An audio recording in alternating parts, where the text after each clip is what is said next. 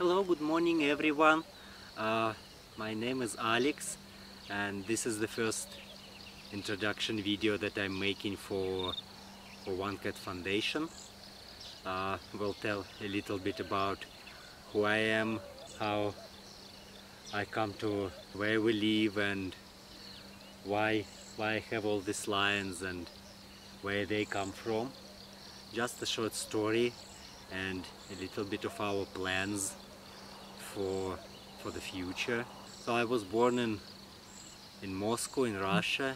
Grew up in the company of all different types of animals, and obviously I decided then I was going to study animal science.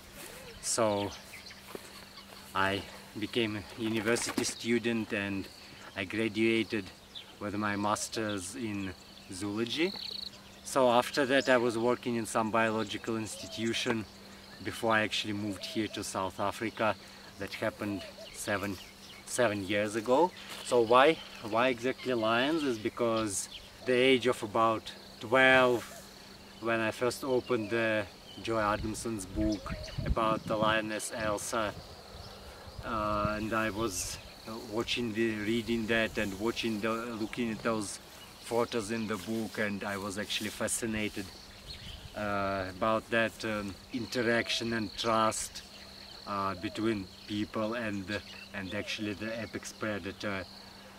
And I decided now I want my life to be something like that. And I decided, so what must I do? Because I was 30 by that time, and it was time. I realized that it was time to start thinking of how I'm going to make my dream come true. So I decided, okay, so where must I go to the lions, to have lions, to be able to interact with them? And well, obviously lions live in Africa, so I decided then we go to Africa. I found a place. It was like a breeder who had lions, and I asked them, so can I come and work for you? They said yes, come. And I came, and it was a beautiful place, and lions and raising lion babies, everything that one could dream of. Although in about half a year time I found out that it was just beautiful outside, and once you get into it you see all the things that not going right there, like the diet of the animals and the maintenance of the animals, the care of the animals. It wasn't great, and I spent lots of time and effort just to improve that. And eventually I came to understanding that these lions actually don't go to the zoos or to the animal parks as they used to tell people, but they eventually can be sold for trophy hunting. And then it was actually terrible, because this understanding that I was helping to raise the animals, in love and care, and animals that trust people, as you could see just now. Because you don't hunt the tame animals. Because to hunt this lion is like to hunt a dog. No one hunts a dog. So I had to leave that place and leave my lions there, because they were not mine by that time. And yeah, the day when I was telling them goodbye, so I promised that I come back for them. And I went back to Russia. I tried, was thinking of what I could do in order to get them out from there. So eventually I sold my property, and I came back to South Africa, and I just bought them out. I bought out 4 of my males and 2 of my females, and I moved them to another place which I knew the owners of. So yeah, this is how we moved to this enclosure, to this camp, and that was about 4 years ago. And then here we met two of the two females. That one that came first, that one that is so very friendly and affectionate, and then the other one. So now we're living here, but we're renting the place, we're paying the rent, we're paying food and electricity and labor and fuel for the car to get and collect food. Apart from that, all the medical care and all the enrichment, everything extra,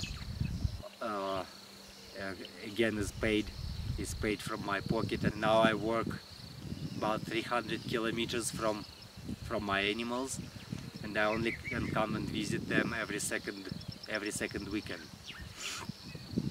The rest of the time I have to spend working, and because I have to provide for these animals. This is how we live now. So what is the plan? What we see in our future is basically made friends with all the amazing people at One Cat Foundation, and we became part of it, and now we're striving to get our own piece of land, so that we don't depend on anyone else, so that we could provide. I could stay every day with my animals to provide them with the best health care and the best enrichment and the best entertainment and the medical treatment if needed. Like most of these animals did needed new home at some stage of life, and many of these animals actually had health issues in their childhood, and obviously then from this comes the other aim of getting our own place, and that is to be able to provide a safe place for animals that for other animals that need new homes, and that perhaps have medical conditions that will not allow them to go to, say, to be exhibited, because even say if the animal goes to the zoo or to the animal park, it's generally it must be healthy, generally saying you cannot show them the animal that is not all right. To provide home for such animals that basically cannot go to any other place would be a big dream of mine. We need to keep in mind, talking about South Africa, of how many poor people actually live here, and when people say no, you must not keep the animals, and if people want to see the lions, they must go to the national park and see them there. My rough estimation would be about 80% of South Africans that will never be able to afford going to the national park, or they don't have a car, and basically the money that they make only covers their basic needs. So going to the national park and staying in the lodge and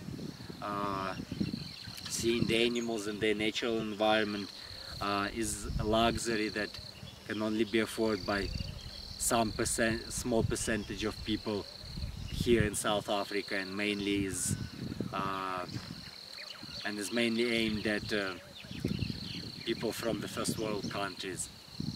So, but I think that we always talk about the conservation and how to make people get involved into that, and it's not possible if you not involve the local people, the people who live in this country, who neighbor these parks, who actually have to protect their stock or their crops, or sometimes even their homes from the wildlife.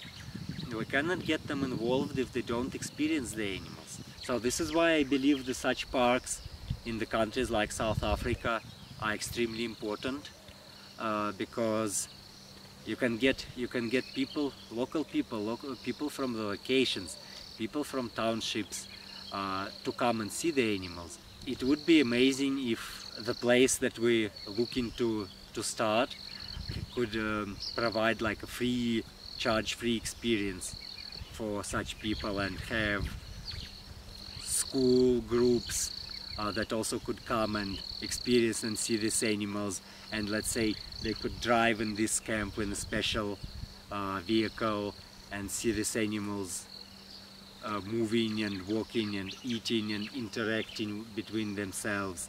And this is the experience they would never have. They will never, most of them will never be able to go to the national park. We genuinely don't care about things that we haven't experienced, and we don't love something that we haven't seen and that we haven't experienced on our own. And this is why this education, this is what they call conservation through education, and this will be one of the main aims of our place, as I can see that. Obviously the other members of One Cat also have their own ideas and their own plans, and I think that's wonderful that each of us can promote something new, something distinct from others, so that we can cover some broad range of topics that we would like to develop on our own land. I hope you guys enjoyed the video, and if you want to see more videos like that, please subscribe on my YouTube channel, and if you want to see more content like pictures, then follow me on the other social media. Thank you for watching, and see you next time.